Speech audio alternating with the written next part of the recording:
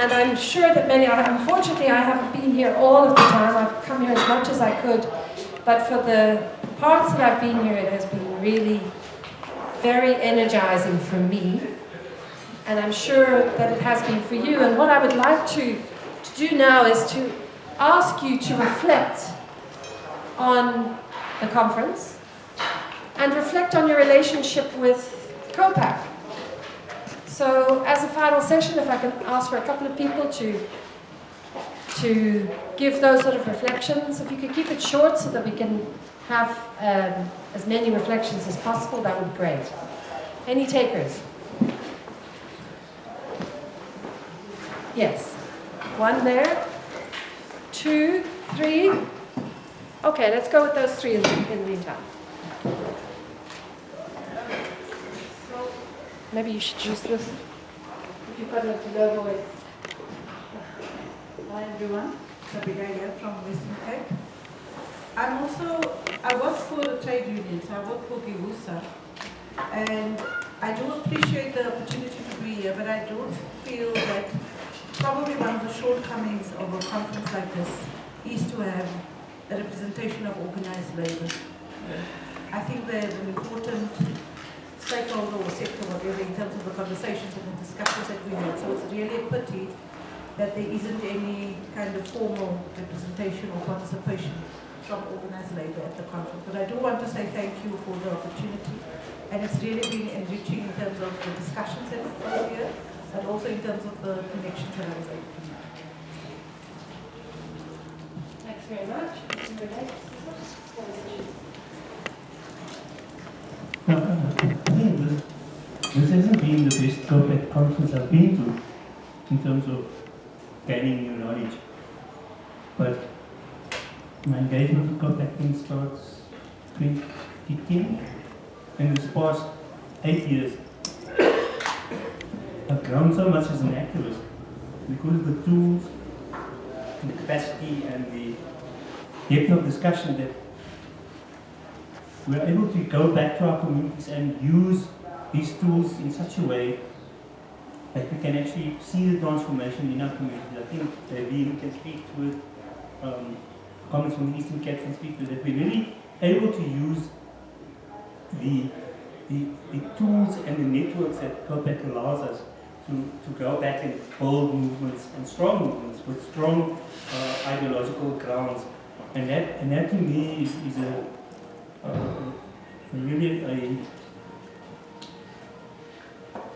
need to commend the work that has been done by COPAC, despite our, and with their differences, you can ask Comrade Vish, very frank ones as well. But in the end, the proof is in the practical application.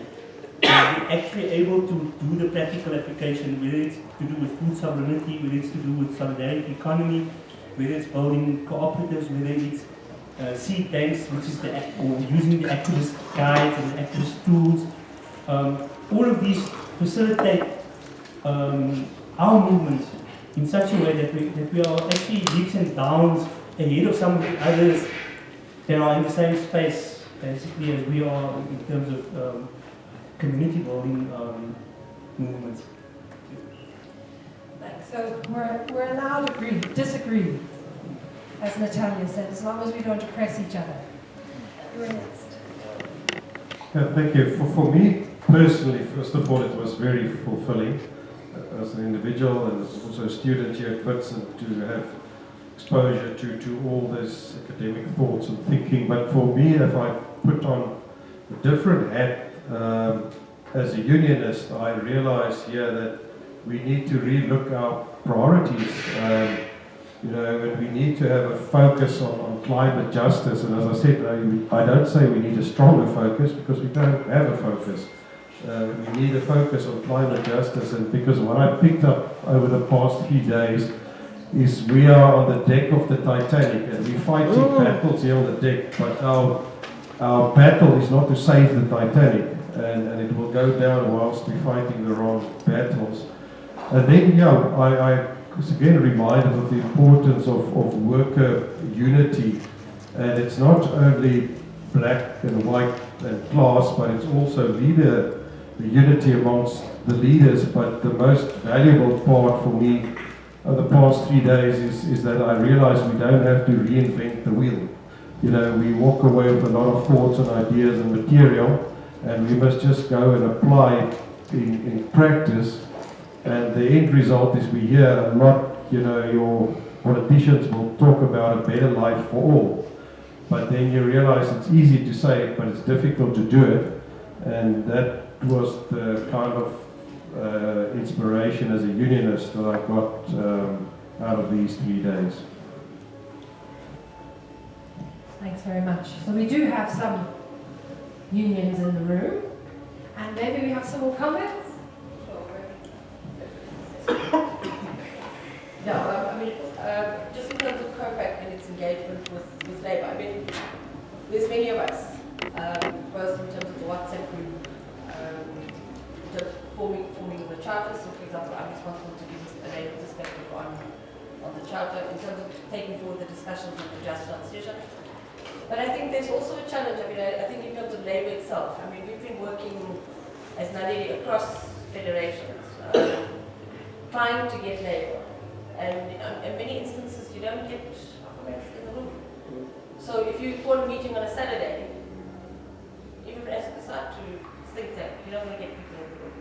So I think as much, I mean, I've being in this space, I've engaged quite extensively, both from a Labour perspective, but also from civil society organizations. We've been trying to build and forge engagement. And I think even from your Labour roundtable, I'm sure there were more than myself as solidarity that we invited, and yourself. I mean, the problem is that people just don't prioritize climate change in the way that they need to. So maybe then to take on how do we take that issue forward, perhaps those of us that are here from Labour can, through the picking up on the roundtable process, look at how we can actually start facilitating greater participation, and then look at how we take that forward with climate. Thanks, that's very constructive. You wanted to say something? I think we're going to just add. This came up in the commissions, the need for ongoing support for individual cooperatives. And I was wondering, in the absence of the state providing that role, maybe there's something that universities can do. We're all interacting with universities, and we've got a good relationship with universities. There's stuff happening here and also down in PE with NMU. We should be challenging universities to actually support what we do. Is the Fish, mind if I give to Michelle, she's right here. I took prerogative, Fish. I just want to say, as we said the opening night, we've journeyed for 20 years, I've been in the journey for 19, and he's been there for 21. This was wonderful, and thanks to everybody. I mean, the journey's been, some people have been with us for a long time, some were shorter, but it's really been amazing 2.5 days. And a lot of people come up to me and just said, this has been one of the best spaces I've been in, and the engagements and ideas. So I just want to thank everyone here, but I especially want to thank the team. And Jane, Courtney, and Vish, I think you guys are doing an amazing job. So thank you very much.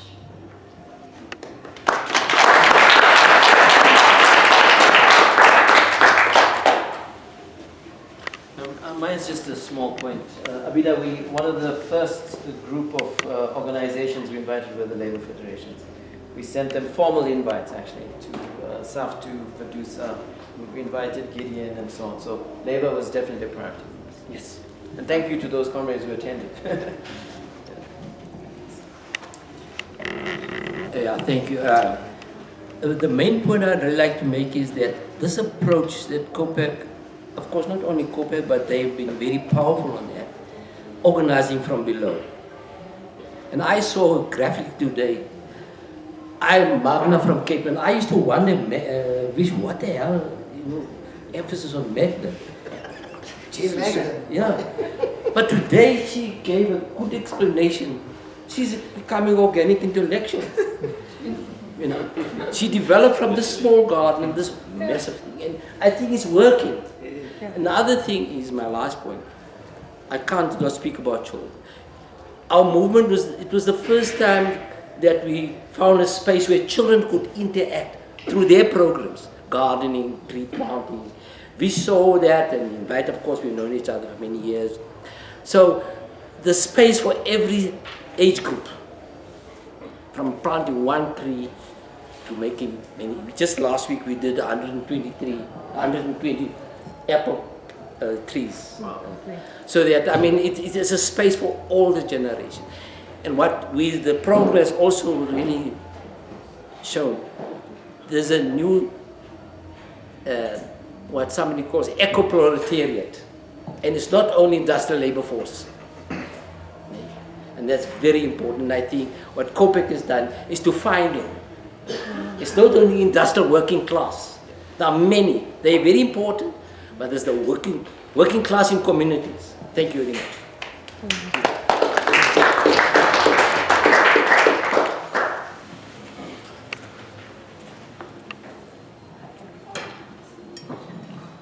A comrade was convening a socialist seminar in Cape Town, and then he was hoping that at the end of the seminar, it would be a revolution. So, these are important platforms for thinking, for shaping thought, challenging ourselves. That's crucial. But the task, obviously, is in communities, in workplaces, in the state, and so on. So I hope that the majority of us are here practitioners. I hope that at some point, the kind of processes where we jointly reflect, produce knowledge, we can see some kind of cumulative impact in ways where we can have a real sense of how that impact is being seen and felt.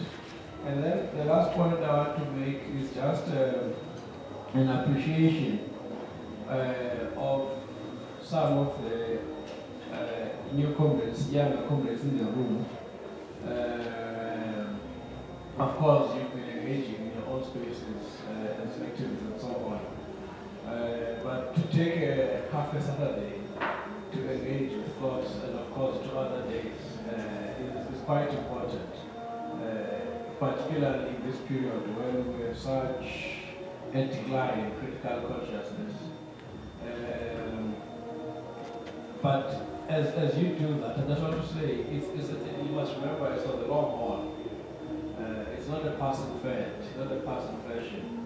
The work is hard. They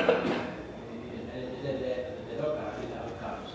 We can invest all our lives in this kind of project, and we may still be defeated. But all in all, we must not be deflated, even if we're defeated. We can never despair. Thank you.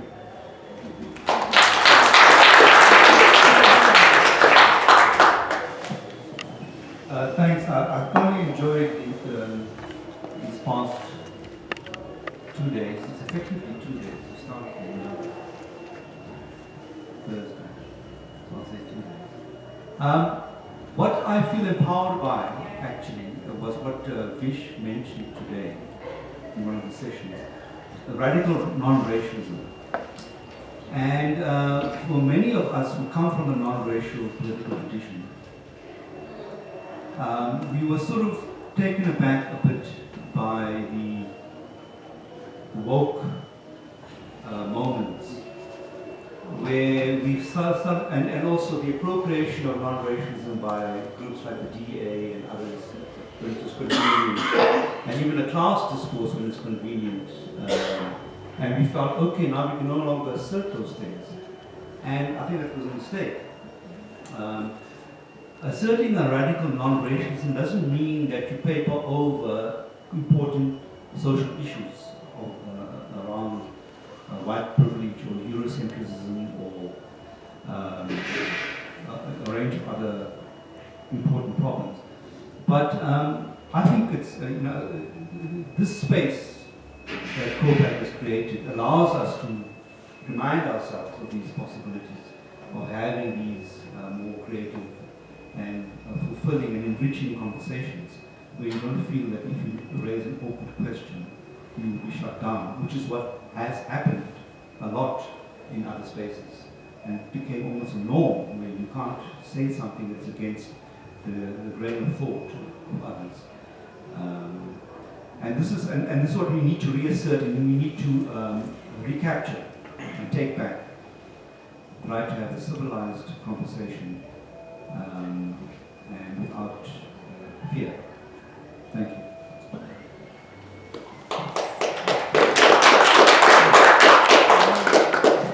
Yes, maybe it would be a call from the islanders. So maybe I could try to be a voice from all the islands from Indian Ocean, and we need you. We need Africa. Yes. Okay. If we talk about climate justice, let's talk about the COP. More than 20 years, they did not came out with one solution. And climate justice is also about the global north to be responsible for the climate change. And one side is that we need to pay money to the global south, because it's they create these issues.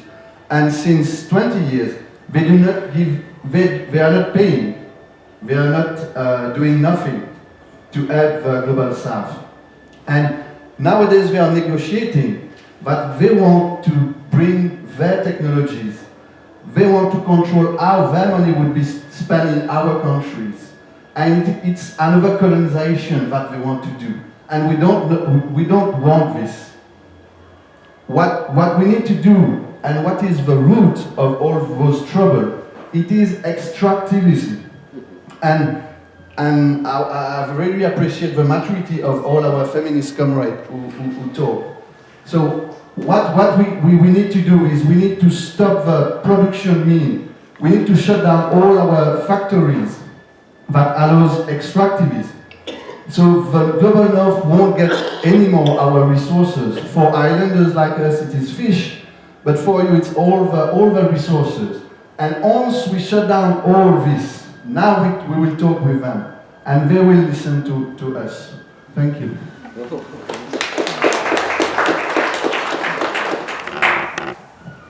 Hi, I'm Tato. I haven't interacted with COPAC until now, but I've known Vish and Michelle and Courtney since 2014. And with all my, and Andrew, and with all my interactions with them through the Worker Solidarity Committee, one thing always happened, right? Is that there was hope that there are people who are thinking in these ways, there are people who are trying to do these things, right? And in the most recent times, we found ourselves again hopeless because we think that, like, you know, wokeness has taken over and other things. And so, for me, this weekend has represented that there's thought beyond just identity, beyond all of those subjective, and there's people who are thinking about changing structures and are organizing around them. So for me, that's, I'm just grateful for this weekend.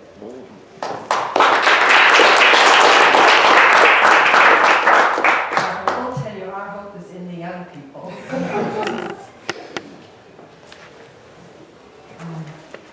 Comrades, I just want to thank you for being in the space.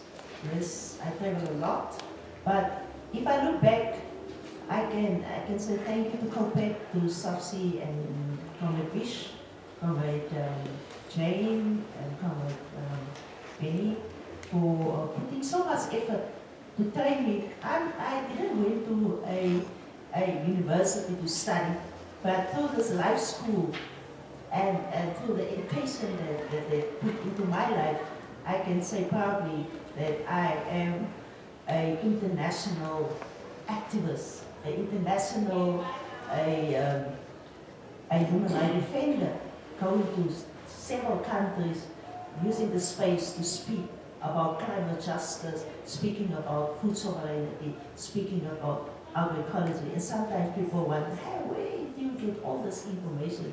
Thanks to all those activist tools that they put out there. And even the organization that sent me to the South Sea meetings in the first place, they just keep me out. No, we don't want to be part of visual Sata and all those people because academics are not good. But I say I want to stay on because the information that they feed us with is information that is crucial to us as local activists. And even at the end of the day, their own people that is in the movements, every time I come back, they ask me, is there any information that you can share with us? So we are not stingy by saying, no, you are not part of our national movement, but every time we go back, we share with them, and so we build other activists to the organization that don't want to be part, but fighting the same struggle. So thank you, comrades, thank you, everyone. So I don't see any more hands, so I reckon you're all getting hungry for lunch. But I'll just end with my own little reflection, because, oh, Ganesh.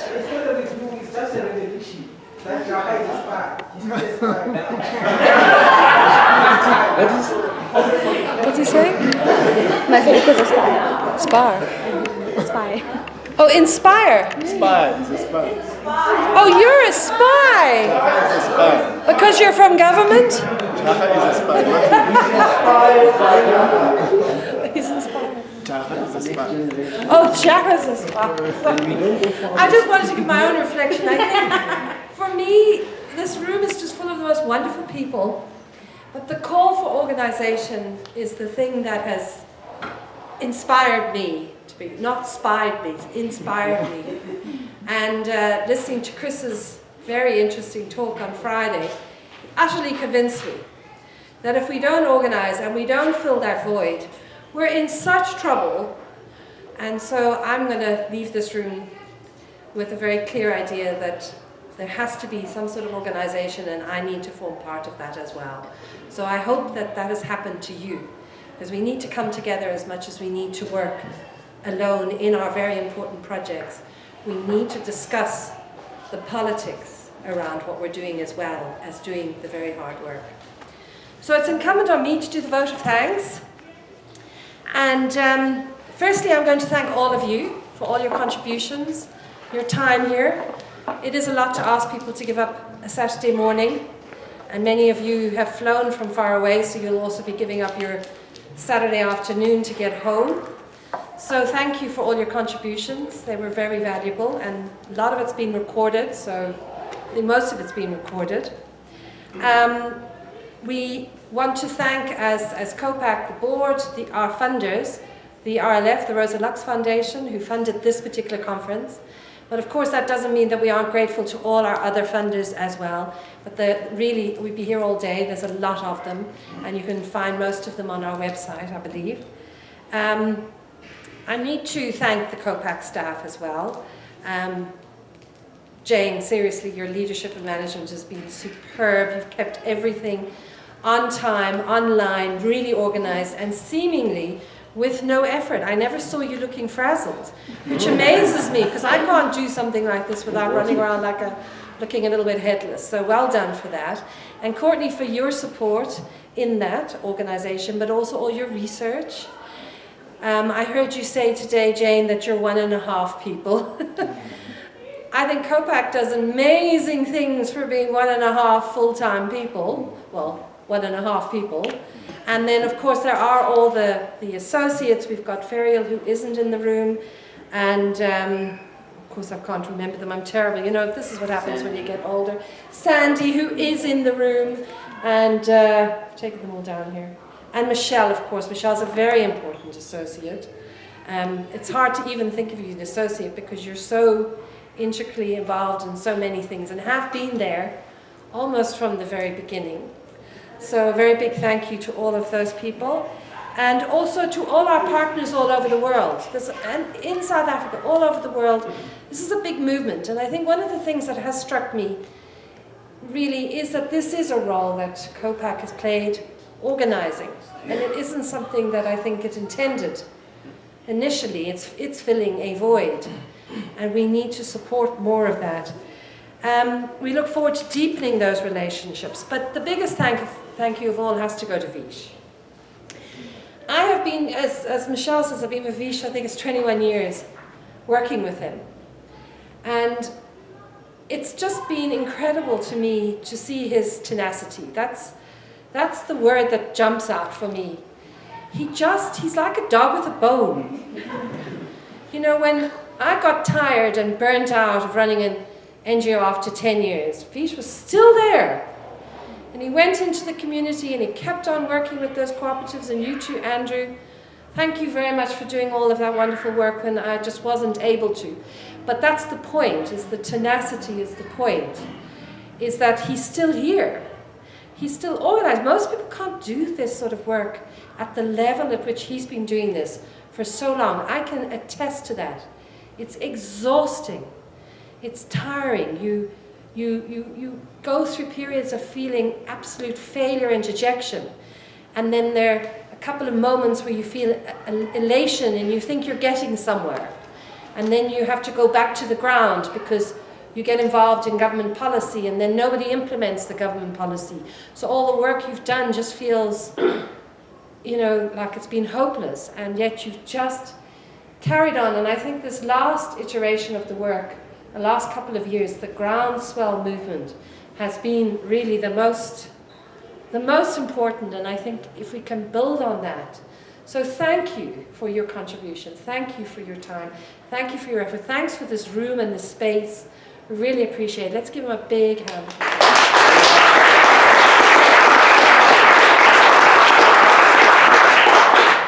I think that's everything. We just have to go for a very nice lunch. Please go home safely. If any of you have any more logistical issues,